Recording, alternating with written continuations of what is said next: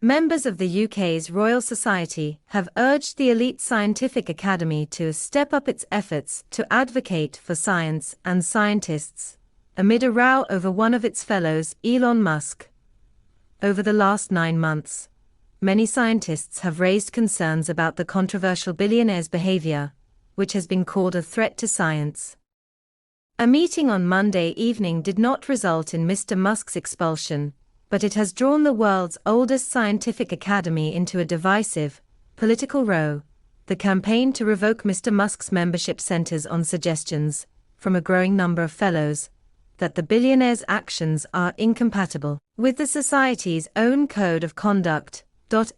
Musk has overseen unprecedented funding cuts to scientific research in the US, in his senior role in President Trump's Department of Government Efficiency, or DOGE.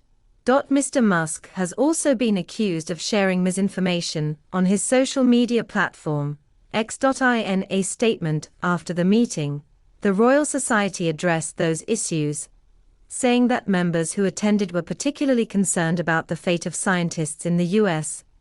Amid threats of radical cutbacks in research funding, the Society agreed to look at potential further actions to counter the misinformation and ideologically motivated attacks on both science and scientists. The BBC understands that a letter will be sent to Mr. Musk from the Royal Society. It is 250 years since a member of the Royal Society was ejected, German scientist and writer Rudolf Erich Raspe, who was accused of theft and fraud.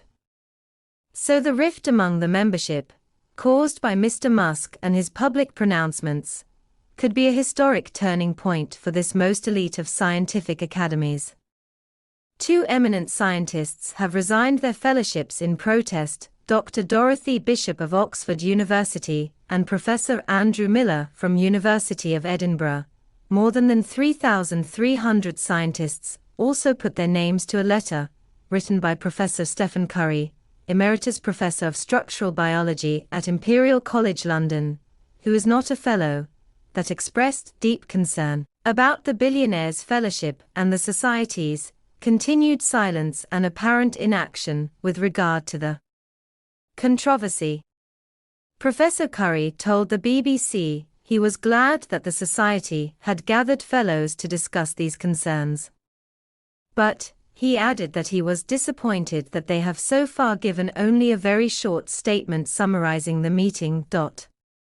It makes no mention of the one member, whose actions contrary to their code of conduct have prompted it. Dr. Dorothy Bishop, Emeritus Professor of Development Neuropsychology at Oxford University, and the first fellow to resign over the issue, told BBC News she had complained to the Royal Society twice last year. On both occasions they consulted lawyers, and it may well be the case that the lawyers are concerned about the prospect of legal action, she said. There are more than 1,700 fellows of the Royal Society, and more than 60 of them have signed Professor Curry's letter. Many more have expressed their concern about Mr. Musk's behavior. But there are many academics, researchers and Royal Society fellows who do not wish to see the divisive billionaire have his membership revoked. Nobel Prize winner Professor Sir Andre Geim from Manchester University said, "Musk is certainly an eccentric, but his achievements beat those of any of his critics in the Royal Society. Very few can say that they achieved similar in their lives." Other scientists who spoke to the BBC pointed out that an attempt to remove Mr. Musk's fellowship could be seen as political interference and a curtailment of freedom of expression. But Professor George F. Stather, from the University of Cambridge, dismissed that argument. Members, he said, should at least have respect for the truth. If somebody has a disregard for the truth and says things that are blatantly false, then that speaks to their ethical standards, he added. That's not political.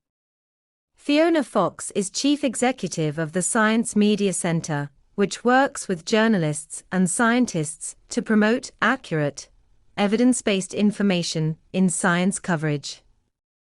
She was elected as a Royal Society Fellow in 2023. Ms. Fox told BBC News she was concerned at what was happening to the science community in the US, but questioned whether ejecting Mr. Musk would achieve the Royal Society's overall aims of educating and advancing scientific research. There are terrifying things being done in the US, removing datasets, taking web pages down of data. This is knowledge. This is universally owned. There's a climate of fear in which people are self-censoring. I mean, it's absolutely terrifying, she said. Mr. Musk has not responded to requests for comment that BBC News sent via his companies, Tesla and SpaceX.